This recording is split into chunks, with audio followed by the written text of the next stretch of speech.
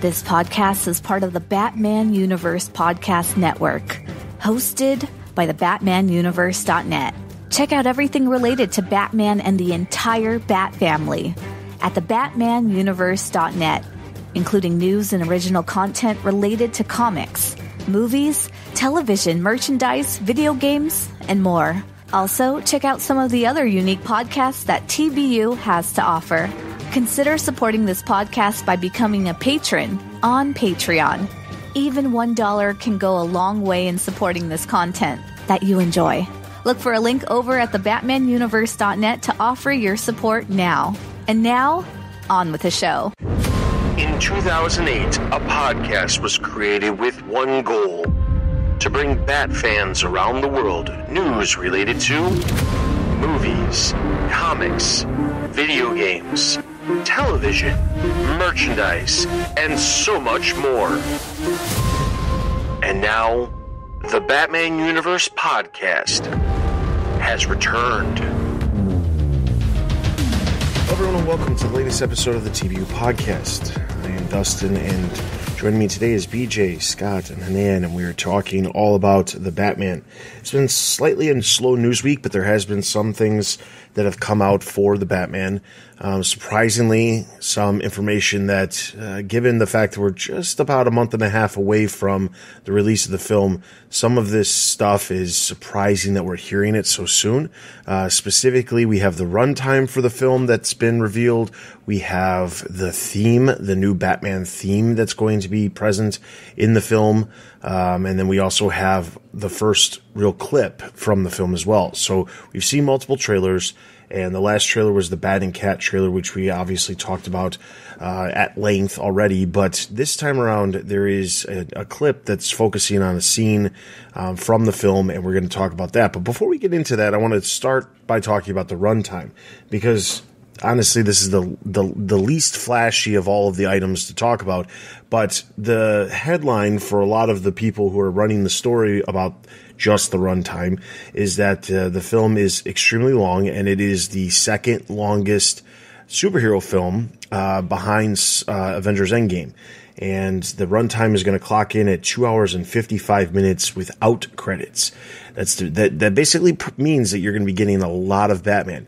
But my thought process is not so much about how long it is, because I am all for longer movies in general. I really enjoy long movies, especially because I don't like the idea of truncating a film for the sake of just making it shorter so that it can fit into like a certain box. If it's warranted, there's no reason you can't have a longer runtime at all. But the really cool thing about having a longer movie is when you look at what we've seen so far, there is a lot that's going to be in this movie that we have not seen. Based off of what we've seen, and even what we've put together based off of the different trailers that we've seen and the analysis that we've done here on the podcast, there's a lot of components to this movie that there's no way we can even see. This definitely harkens back to what we were talking about before, about how there is definitely some other stuff in this film that we're not seeing. We're not going to even be prepared knowing that's going to happen. So if you haven't planned on making sure you make the time to go see the film right away, it might be in your best interest, because I feel like we're going to be seeing a lot of stuff and there's going to be a lot of reveals or surprises that we have not seen. Because, yeah, sure, Batman's going to beat some people up. Batman's going to be doing some detecting, but there's a lot that has yet to be shown in any of these trailers that you can even comprehend of what we're going to get as far as almost a 3-hour runtime. I'm very excited. I don't mind the longer runtime. I figured this movie was going to be on the longer side, just judging from the trailers with interactions that Batman's had with Catwoman and the Penguin, car chase with Penguin. I'm sure that's going to take up not a big chunk of the movie, but that's going to be a big action sequence. And then the stuff with the thing in Gotham, and then I'm sure there's going to be plenty of interactions with the Riddler. So I expected it to be more on the longer side. Did I expect basically 3 hours? No, but I don't mind it. I'm just going to have to not get a soda that night at the movie theater. Too true. It was funny because I saw a TikTok recently that was talking about, oh no, there's a movie, it's coming out, it's so long. And I guess there's an app out there that you put in the movie you're watching ahead of time. You start it exactly when they tell you to, and they'll tell you conveniently when you can use the bathroom for about 4 minutes, and then they'll give you a detailed synopsis of exactly what you missed in that 4 minutes while you try to run to the bathroom, so you can make it through the 3 hours if you need to. But yeah, I'm pretty pumped about, the runtime, just because I feel like, one, that longer runtime, you have to have some sort of justification for the studio allowing something to be that long, only for the sheer fact that extra half hour that most movies nowadays, most big movies are like 2.5 hours, but that extra half hour that's going to be on that film, you would do that over a couple of showings throughout the day, and you might actually be able to squeeze in one extra showing, which obviously takes away the ability for theaters to have more showings. They might have to designate more theaters for the film because it's releasing and things like that. So, needless to say, the runtime, it's going to be long, but it's going to be worth it. So, all right. So the next thing is, they released the theme, and I'm gonna probably chop his name up, but Michael Giacchino, I think is how you pronounce it, who's worked with Matt Reeves in the past and is actually a good friend of Matt Reeves. I don't know why I said Michael Reeves, Matt Reeves, but he's worked with him before, and early on in the production of the film, I think it was actually announced just before. Honestly, I want to say it must have been before COVID that it was announced that he was going to be working on the film, specifically because at the time Matt Reeves went to like some sort of concert for Giacchino, and in that concert they revealed to everybody that, oh, by the way, how's that Batman theme coming along? So it's been some time since it's happened, and we've heard little bits and pieces in it, in the trailers, but not really full on. Well, they decided to release the entire theme, which is over 6 minutes long, and it's really, really good stuff. You can hear it. Unfortunately, we're not going to play it here on the podcast because we do post this on YouTube and it's going to get copyright flagged then. But we'll provide a link in the description for you guys to check it out for yourselves. But what did you guys think of the theme? I really liked it. I kind of figured I would, because I do like Michael Giacchino's work, especially his stuff for the newer Star Trek films. I thought was really good, and then he did The Incredibles, and he's one of the composers I kind of gravitate towards, because he's a lot of composers working in Hollywood right now that kind of have, their work is kind of muted because it's not really, vogue anymore to do bombastic work, but he's had a lot of opportunity to do the bombastic stuff. So it's, for someone who likes like film scores and compositions, he's definitely like a collector's or like a music lover's, dream composer, in the sense that he does that. And this theme, specifically, I really liked it because, you have a couple different notes in the one that's released. You have kind of the more like main intense, theme for Batman. And then there seems to be this like moment of like hope or, uplifting mood in the middle of it.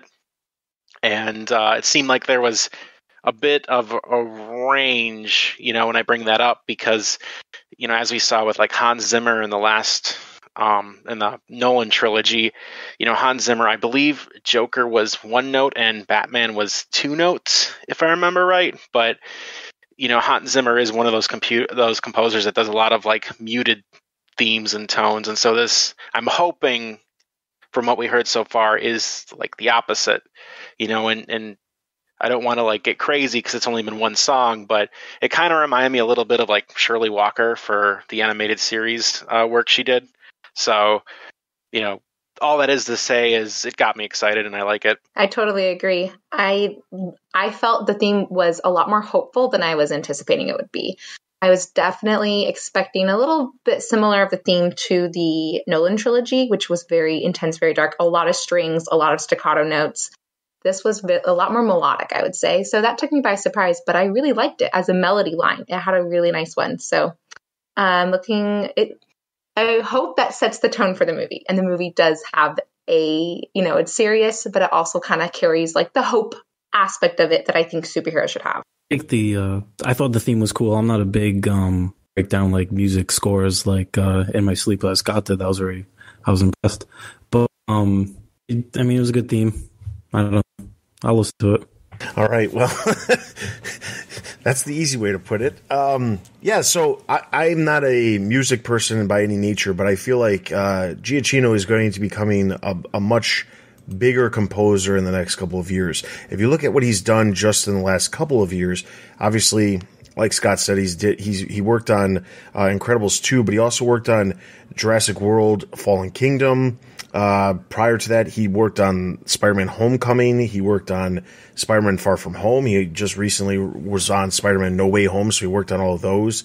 But even coming up after the Batman, he's also got Jurassic World Dominion coming up, as well as Thor: Love and Thunder. So he's got a lot of projects, and he's probably not as well, he's not as well known as like Hans Zimmer or Danny Elfman or John Williams, obviously, but he's getting a really good group of movies under his belt where, he's going to be making some splashes more so than he already has. And I'm not casting any shade on any of the other work that he's already worked on, because there's some really good stuff in his filmography when it comes to what he's worked on. But he's got a lot of, he's going to be working on some big projects. And the Batman, if we get a sequel, which is, I think, a foregone conclusion, honestly, it's just a matter of when the sequel comes out. If he comes back, he has the ability to potentially do some themes for some of the other characters. I'm sure there's a Catwoman theme. I'm sure there's a Riddler theme, because these characters are so prominent in the film itself, so it's only right to imagine that there's a theme for each one of those characters. So it's good to see that, one, we've got some really good stuff coming. I feel like, looking back on some of the previous themes, obviously Danny Elfman's theme for Batman 89 is the most well-known one.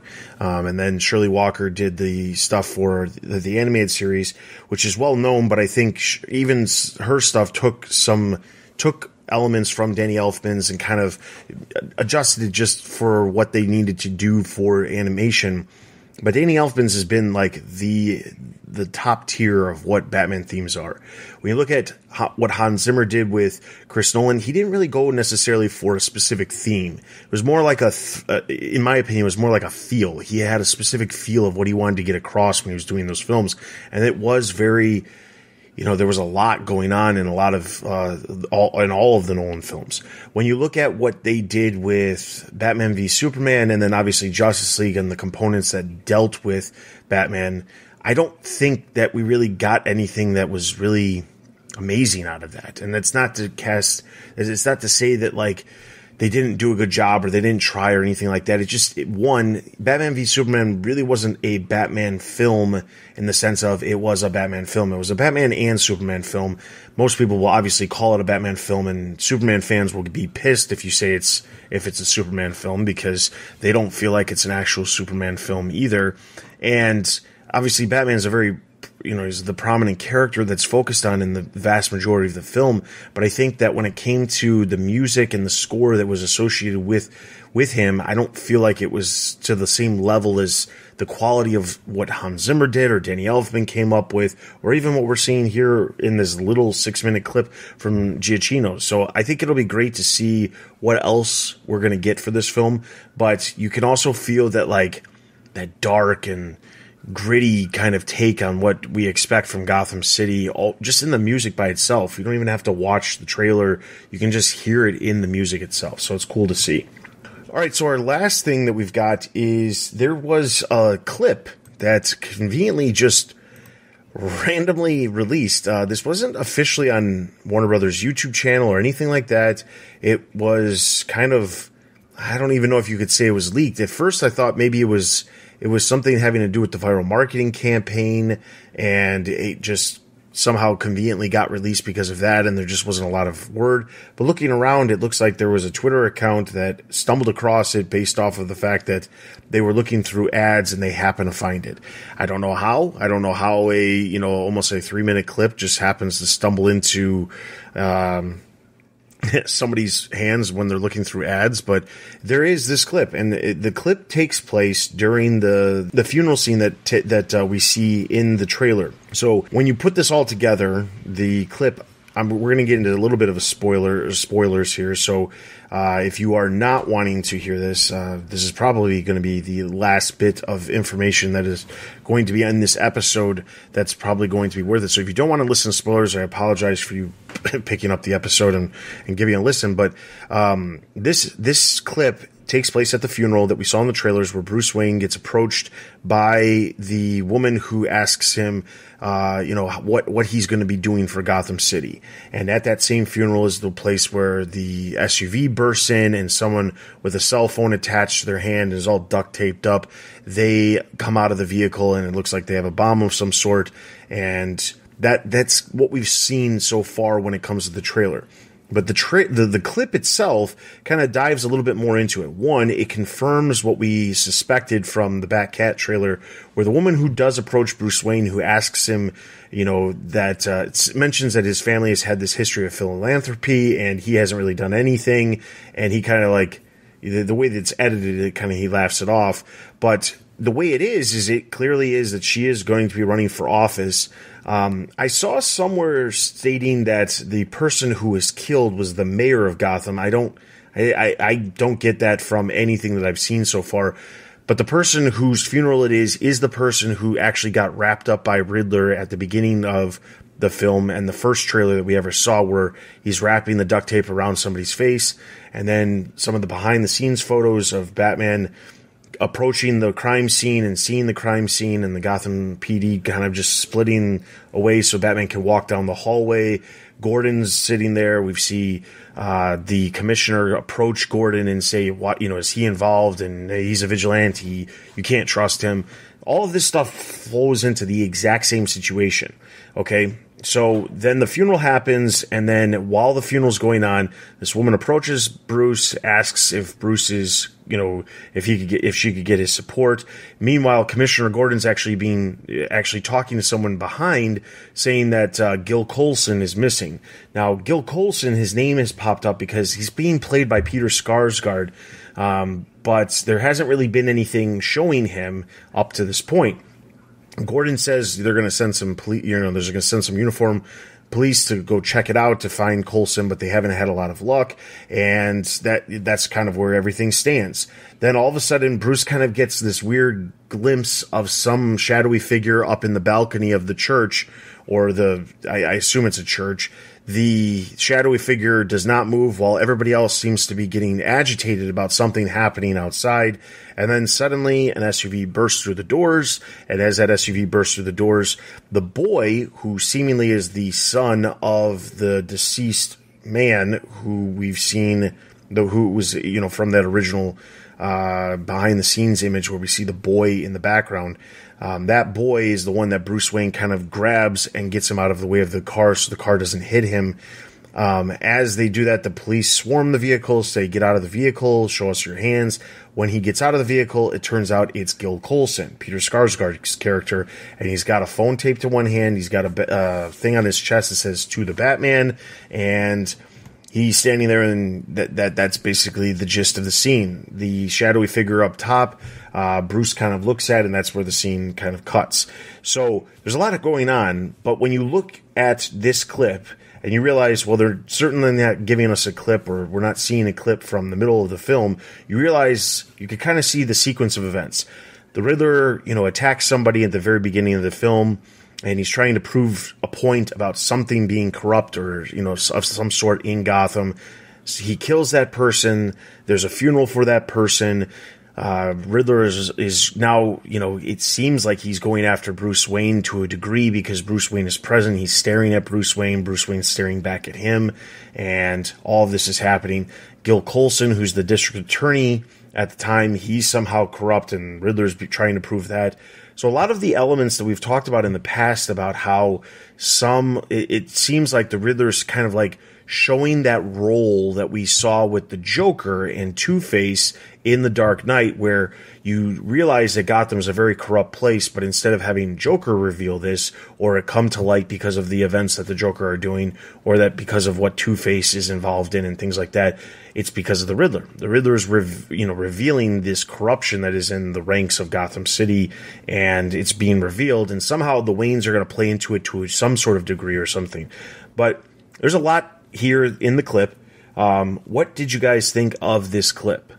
I really, I thought it was interesting. There's actually a lot going on. I mean, obviously, you just described it. So, but there's a lot of things I kind of focused and honed in on. Like one of the things, I noticed right off the bat is like, have this kid who's basically orphaned now, or that's kind of the impression you get the way they film it. And Bruce is, this lady running for office is like talking to him, and Bruce is kind of staring at this kid and fixating him on a way. And obviously that's, the orphan connection, tying him to Batman and his own origin. So there's that, but then at the same time, at the end of the clip, you have, this Coulson character step out of the car, and he's got this bomb and device around his neck, and he has that envelope that says "to the Batman." So it's almost like, it's kind of polar ends in terms of like emotions or things that Bruce might be thinking about. Like there's the kid, the orphan, and that's his motivation, for becoming Batman. But also at the end of this clip, it's kind of the dangers and the risks of being Batman, what Batman can bring to the city by now, Riddler's clearly abducted someone of importance and relevance and puts a bomb around him and is outwardly, taunting Batman and putting people at risk. So you kind of have both ends of this spectrum that were kind of interesting to see in this clip that was released, and then the fact that, BJ, you actually mentioned this in our chat, but Bruce not talking at all.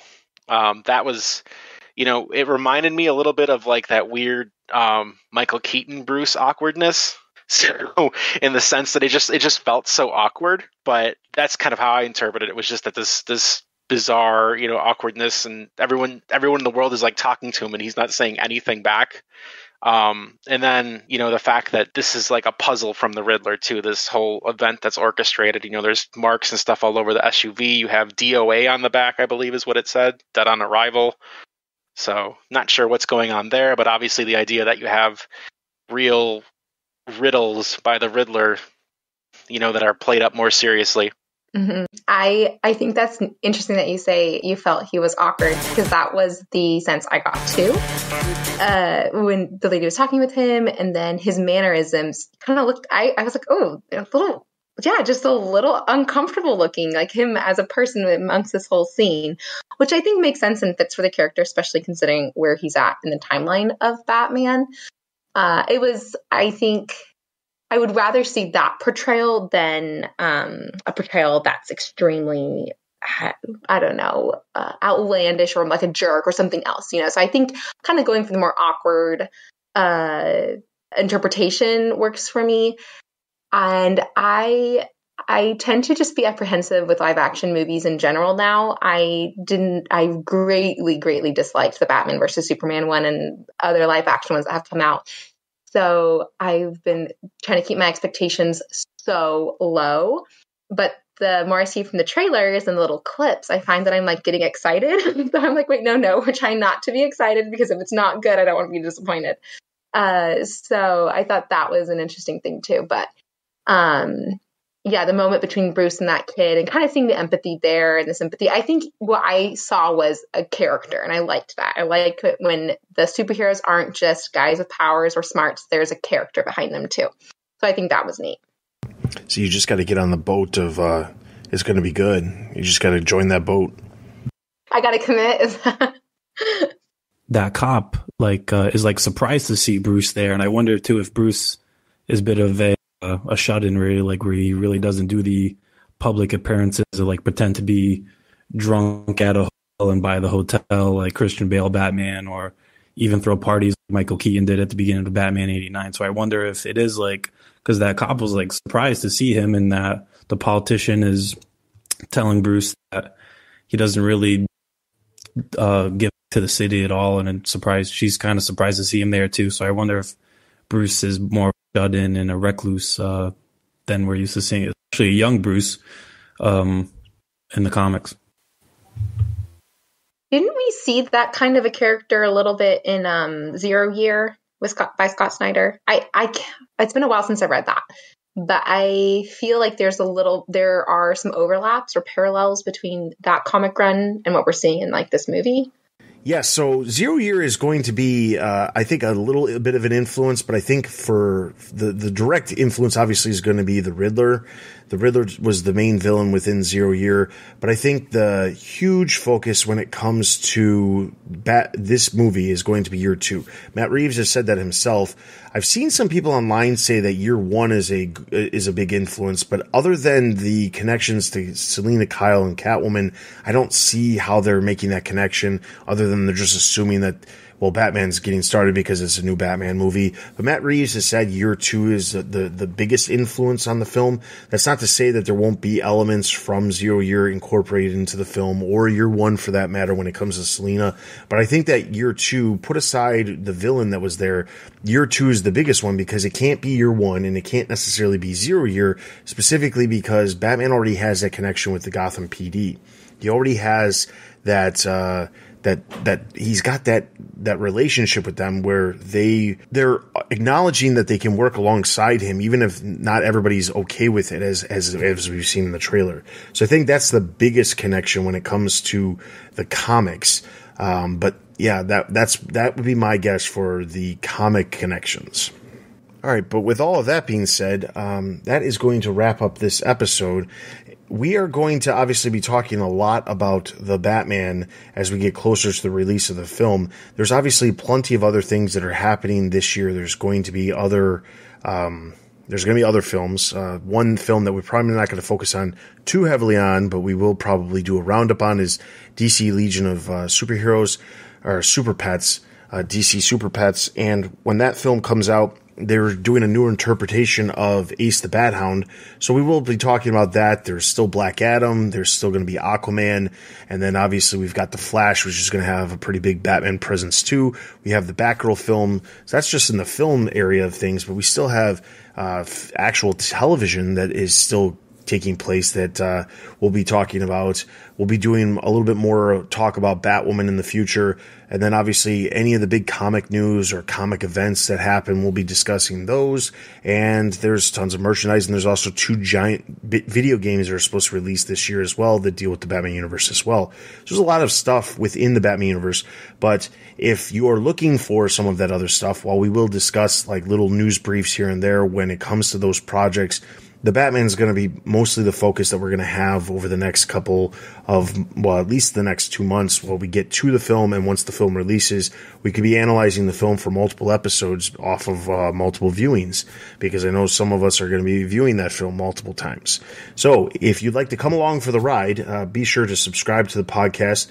If you're watching this on YouTube, take a second to not only subscribe, but also like the video, because then it gets the podcast into the ears of other Bat fans. If you are listening to this podcast anywhere else, please take a moment to just give us a review. That is always greatly appreciated. And then if you're looking for all kinds of not only news, but content, other podcasts related to movies, television, video games, merchandise, comics, everything else that relates to the Bat fandom, be sure to check out our website, thebatmanuniverse.net. Also on our site, you'll find social links to all of our social media, including Instagram, Facebook, Twitter, Discord. We also obviously have YouTube. All of those can be found over on our site. And if you're looking for a way to support us, that we do have a Patreon, patreon.com/thebatmanuniverse. If you are a supporter on our middle tier, you will actually get access to these episodes earlier than the general public, and they're uncut. So you'll hear our mishaps and our gaffes that possibly get edited out during post-production.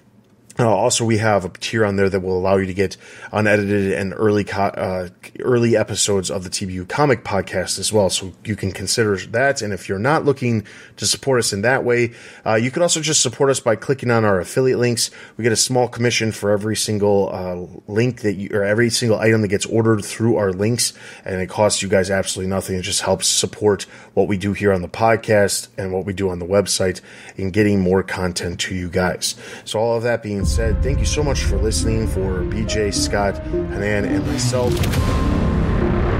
thank you so much for listening to the TBU podcast. We'll see you guys next time.